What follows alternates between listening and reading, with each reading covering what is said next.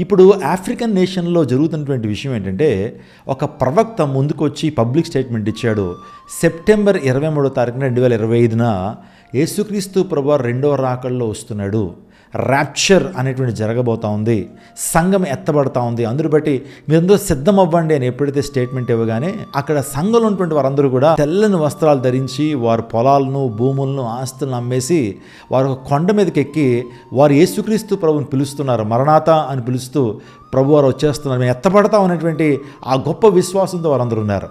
యేసుక్రీస్తు ప్రభువారు రాత్రి రాలేదు, ఉదయం సూర్యోదయం అయింది. ఒక వ్యక్తి అబద్ధ బోధకుడిగా అనేక మంది దృష్టిలో పేరు తెచ్చుకున్నాడు. ఆ వ్యక్తి అబద్ధం చెప్పాడు, అతని ప్రవచనాలు నిరర్ధకమైంది అని మనందరికీ అర్థమవుతుంది. ఇలాంటి వారు అనేక మంది బయలుదేరుతున్నారు. యేసు ప్రభువారు పలానా సమయం రాబోతున్నాడని అనేక మంది అబద్ధ ప్రవక్తలు చెబుతూ చివరికి వాళ్ళు ఏం చేస్తున్నారో తెలుసా? యేసు ప్రభువారు వచ్చేసారు, ఆయన నాలోనే దూరిపోయారు. యేసు ప్రభువారు వచ్చేసారు, నాలోనే అన్వేషిస్తున్నారు, నేనే ఇంకా యేసుని, నేనే క్రీస్తునని అనేక మంది తప్పుదోవ పట్టిస్తున్నటువంటి అబద్ధ బోధకులు అంత్య దినాల్లో మనం చూస్తున్నాం.